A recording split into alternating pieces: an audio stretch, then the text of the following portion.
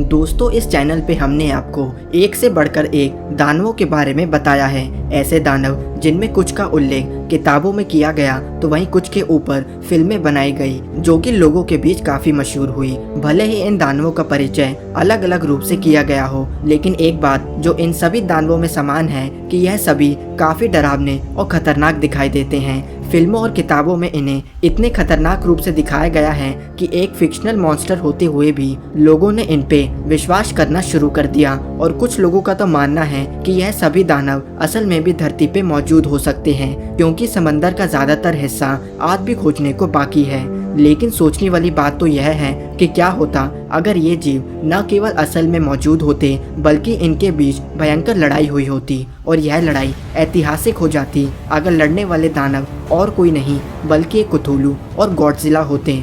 सोचिए क्या दृश्य होता अगर हम कुथूलू और गॉडजिला को लड़ते हुए देखते। एक तरफ होता कुथूलू जिसे समंदर की गहराई में पाए जाने का दावा किया जाता है, वहीं दूसरी तरफ एक गॉडजिला होता, ऐसा विशालकाय जीव जिसे दानवों का राजा माना जाता है। तो कौन जीतता अगर कुथूलू और गॉडजिला के बीच भिड़ंत हो जाती? आप भी कमेंट करके जरूर बताएं। कुथूलू एक ऐसा जीव माना गया है जो कि हमारी धरती का नहीं बल्कि दूसरे ग्रह से आकर धरती के समंदर की गहराइयों में बस गया। इस दानव का सबसे पहला उल्लेख HP लवक्राफ्ट नामक लेखक ने अपनी किताब द कॉल ऑफ कुथूलू में किया। वहीं दूसरी तरफ गॉडजिला से कौन परिचित नहीं है। इस जीव को इसके विशाल शरीर के कारण दानवों का राजा माना जाता है। गॉडजिला को सबसे पहले साल 1954 में जापान की एक फिल्म में दिखाया गया, जहाँ गॉडजिला को ज्यादातर मानवों की रक्षा करने वाला और धरती को बचाने वाला दिखाया गया है। वहीं दूसरी तरफ ऐसा माना जाता है कि कुथूलू आज भी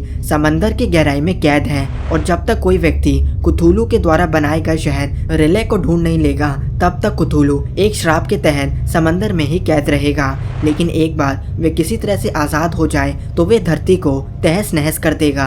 यानी कि अगर गॉडजिला और कुथूलू इस धरती पे एक ही समय पे मौजूद होते तो दोनों आपस में जरूर भिड़ते, क्योंकि कुथूलू धरती का विनाश चाहता है, वहीं गॉडजिला हमारी रक्षा के लिए खड़ा होगा। अगर दोनों जीवों की शारीरिक मजबूती की बात की जाए तो कुथूलू 150 से 160 फीट तक ऊंचा है, जिसका वजन करीब 300 टन माना गया है। वहीं गॉडजिला करीब 500 फीट ऊंचा है, यानी कि कुथूलू गॉडजिला के पैरों के बराबर आएगा। साथ ही गॉडजिला का वजन 9000 टन है, जो कि कुथूलू के मुकाबले 30 गुना ज्यादा है। यानी कि अगर शारीरिक ताकत की बात की जाए तो कुथूलू का गॉडजिला के सामने टिकने का कोई चांस नहीं। गॉडजिला ने अगर एक बार कुथूलू को अपने जबड़ों से पकड़ लिया तो कुथूलू का काम वही तमाम हो जाएगा। लेकिन गॉडजिला के लिए ऐसा करना इतना भी आसान नहीं होगा। किताब में कुथूलू को एक ऐसा जीव माना गया है जिसका मुंह एक ऑक्टोपस का है और 45 टेंटिकल्स बाहर की ओर निकलते हैं। लेकिन कुथूलू की सबसे ताकतवर बात यह है कि उसकी पीठ पे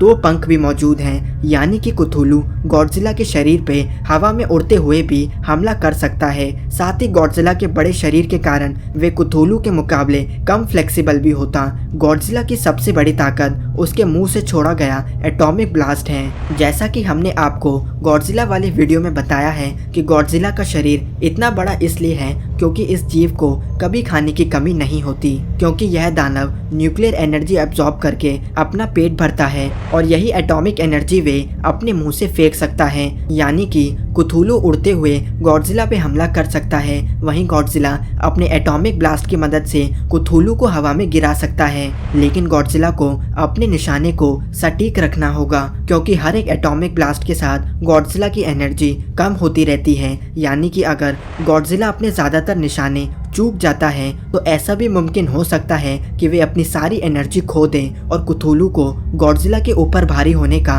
मौका मिल जाएगा। साथ ही कुथूलू की ताकत यहाँ खत्म नहीं होती।